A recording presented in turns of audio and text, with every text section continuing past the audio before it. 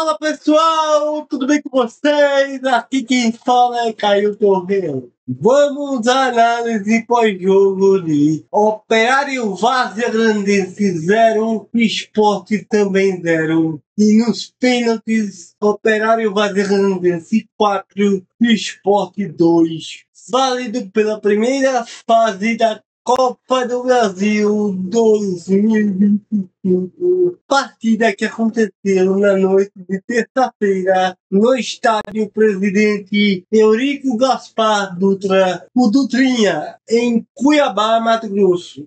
Vamos analisar individualmente cada jogador do esporte e tentar explicar o inexplicável agora. Kaique França, durante o tempo regulamentar, foi pouco exigido e nas poucas chances que o time mato-grossense conseguiu levar perigo, foi salvo por Igor Cariús no primeiro tempo e por João Silva e Christian Rivera em cima da linha na segunda etapa. Nas cobranças de pênalti, começou pegando o primeiro, mas com o decorrer da disputa não conseguiu evitar a desclassificação vergonhosa do Sport. Enfim, partida razoável do goleiro rubro-negro. Leonel de Plácido fez um jogo de tentativas que não deram em absolutamente nada, seja no aspecto defensivo e principalmente no aspecto ofensivo, onde praticamente era chegar na quina da grande área, fazer cruzamentos e rezar para que a bola chegasse num destino positivo. Aí vai a primeira grande crítica ao trabalho de Pepa em 2025, pois o Sport é um time sem identidade. Com isso, facilita a marcação de qualquer adversário e vem faltando por vários momentos nas partidas mais importantes uma movimentação e uma maior mobilização por parte dos atletas, e isso precisa ser cobrado de maneira mais enérgica, tanto por parte do treinador quanto pela direção rubro-negra, pois está virando uma rotina perigosa. Enfim, partida fraca do argentino. Antônio Carlos e João Silva, durante o tempo regulamentar, no contexto geral, fizeram uma partida de fraca para no máximo razoável, onde tiveram momentos até certo ponto bons, com alguns botes que evitaram finalizações perigosas e outros ruins, como perderem alguns duelos por displicência ou algo parecido. Antônio Carlos, quem lembra de Alisson Cassiano? Pois bem, Antônio Carlos é o Alisson Cassiano com grife, com os mesmos defeitos na dificuldade de passe e maneiras bizonhas de errar, e não fugiu à regra, pois qualquer erro seria crucial para a eliminação, que quase ocorreu, mas que foi salvo por Igor Cariús. Enfim, partida mais uma vez fraquíssima de Antônio Carlos. João Silva foi um pouco mais seguro no aspecto defensivo, com botes e desarmes. Sua transição defesa-ataque é bem mais fluida e foi responsável pela melhor cobrança do Sport na disputa de pênaltis. Enfim, partida razoável do português. Igor Cariús, depois Dalbert. Igor Cariús, assim como todo o time do Sport nesse início de temporada 2025, está devendo futebol bem jogado. Até tentou jogadas associativas com Carlos Alberto e Rodrigo Atencio, mas sua efetividade em cruzamentos e chegadas na linha de fundo vem sendo muito baixas e defensivamente foi bem nas poucas investidas do time durante o tempo regulamentar. Enfim, partida razoável de Igor Cariús foi substituído aos 32 minutos da segunda etapa por Dalbert, troca simples de lateral por lateral. E aí vai mais uma crítica ao trabalho do técnico Pepa. Fez o simples quando precisava ser imprevisível. E fez o imprevisível quando precisava fazer o simples. Com Dalbert, se perde em qualidade de passe e no jogo associativo, mas não foi por causa da entrada dele que o Sport deixou de vencer o jogo no tempo regulamentar. Enfim, partida não comprometedora de Dalbert. Christian Rivera, o volante colombiano, fez uma partida razoável no tempo regulamentar, com boa marcação no meio campo e evitando alguns contra-ataques por parte da equipe mato-grossense. Mas na transição defesa-ataque exagerou demais em lançamentos que geralmente não deram em nada. Na segunda etapa diminuiu um pouco os lançamentos, salvou o Sport evitando um gol em cima da linha e na disputa de pênaltis desperdiçou a terceira cobrança do Sport. Fabrício Domingues, depois Sérgio Oliveira. Fabrício Domingues conseguiu ser um dos atletas que levou perigo ao gol do adversário com finalizações e em suas chegadas como elemento surpresa. Mas ainda sinto que está faltando não só entrosamento e sim um pouco mais do aspecto físico do atleta para ser mais produtivo e decisivo como era na temporada passada. Enfim, partida razoável do uruguaio foi substituído aos 15 minutos da segunda etapa pelo estreante da noite de terça-feira, o meio-campista português Sérgio Oliveira, que entrou tentando dar mais mobilidade e dinâmica para fazer com que o Sport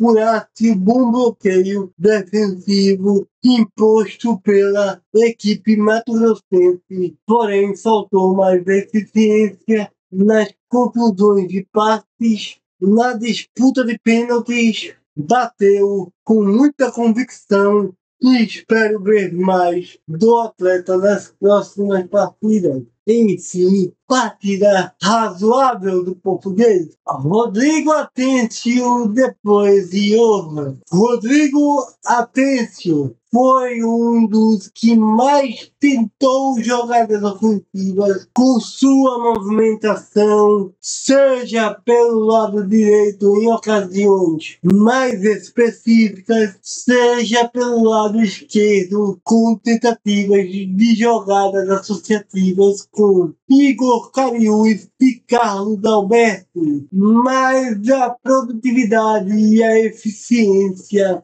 foram bem abaixo. Enfim, partida fraca do argentino. Foi substituído aos 27 minutos da segunda etapa por Johan, que entrou para tentar melhorar um pouco mais a dinâmica do meio-campo, mas não vem conseguindo ser produtivo com a camisa rubro-negra na criação de jogadas ofensivas. Porém, numa das raras chances por parte do Sport no tempo regulamentar, em uma bela cabeçada quase mata. Enfim, partida fraca de Johan. Christian Barletta foi um atleta que, na relação erros e acertos terços na partida de terça-feira errou muito mais do que acertou. Seja no posicionamento errado em alguns momentos, até mesmo pelo lado direito, seja na tomada de decisão da melhor jogada, ou seja no aspecto técnico de passes e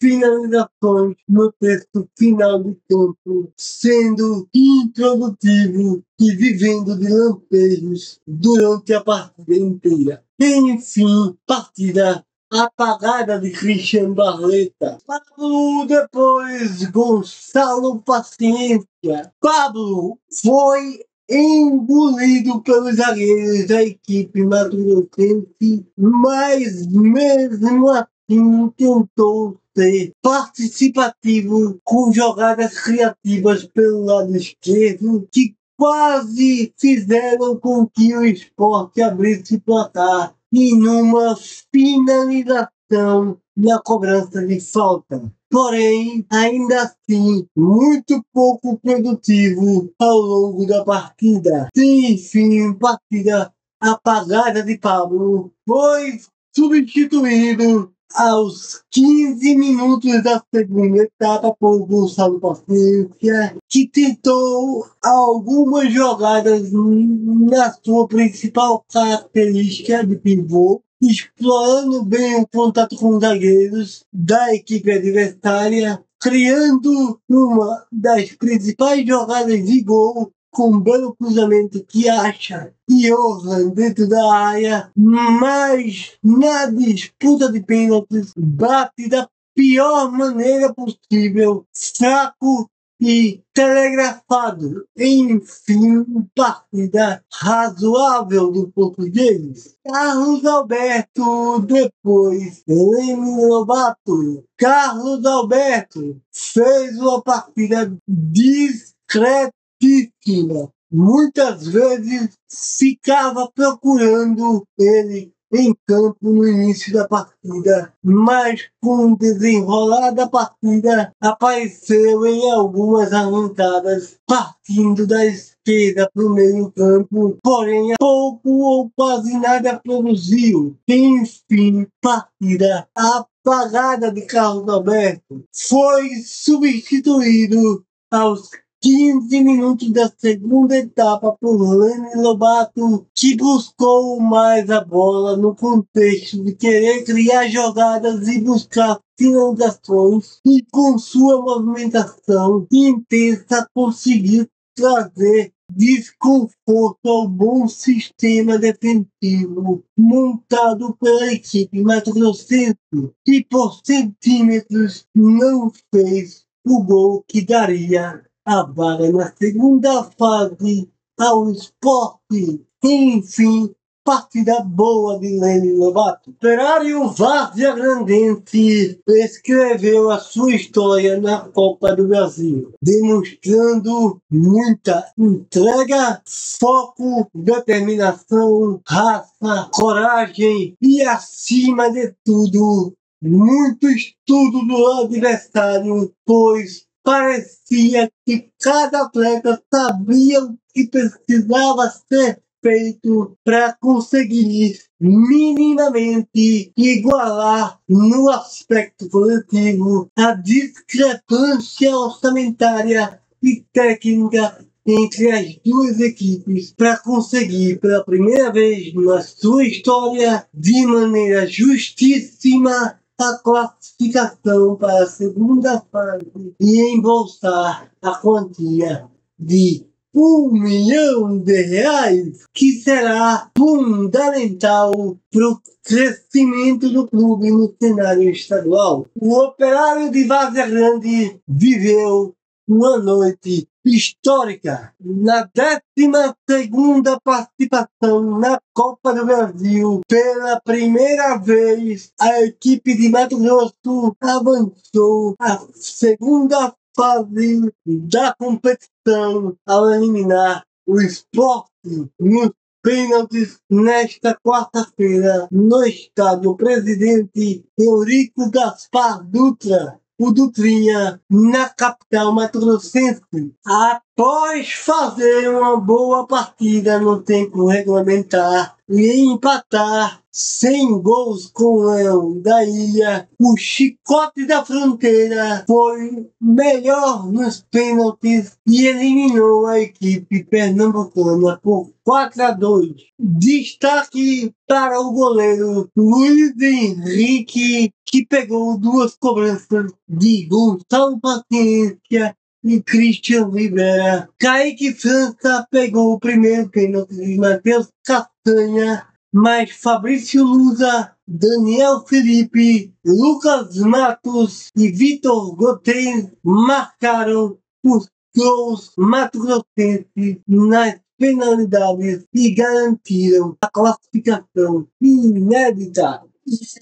Vamos às notas! Notas do Operário Várzea Grandense. Nota 8. Por saber atuar com as limitações que possuem, principalmente por conseguir superá-las, por entender que era um jogo decisivo e que precisaria se empenhar taticamente para fazer história e pela primeira vez passar de fase na Copa do Brasil. Destaque para o goleiro Luiz Henrique, que foi seguro durante o tempo regulamentar e decisivo na disputa de pênaltis. E para o técnico Rogério Henrique, que taticamente conseguiu anular as principais peças do esporte e colocou o treinador adversário no bolso. Notas do esporte. Nota 0. A vergonhosa eliminação do esporte vai para conta dos jogadores que foram incompetentes. E uma coisa grave que particularmente venho notando nesse elenco do esporte é que aparenta não sentir a dor de um péssimo resultado. E a outra culpa é do péssimo trabalho do técnico Pepa em 2025, que aparenta estar mais perdido que cego em tiroteio nesse rodízio que vem sendo implementado e não vem conseguindo dar um padrão tático e técnico à sua equipe. Enfim, falta mais senso de responsabilidade e principalmente de cobrança por parte da diretoria de futebol do clube, porque do jeito que está, não pode ficar. Notas da arbitragem. Nota 7,5. A arbitragem comandada pelo candango Sávio Pereira Sampaio foi boa. Marcou bem as faltas, conseguiu manter o mesmo critério para ambos os lados e não se envolveu em polêmica ao longo do tempo regulamentar de partida. Aplicou ao todo 5 cartões amarelos, sendo 2 para o Operário Várzea Grandense e 3 para o Esporte. Público e renda. Público: 1.511 torcedores para uma renda de R$25.215. Deixem o like, comentem, compartilhem, inscrevam-se e acionem o sininho das notificações para receberem o conteúdo do canal. Por favor, me ajude. E para quem puder ajudar ainda mais o canal, já está aparecendo o QR Code e a chave Pix na tela. Agradeço desde já. Um grande abraço. Fiquem com Deus e pelo esporte. Tudo! Que vergonha, Léo.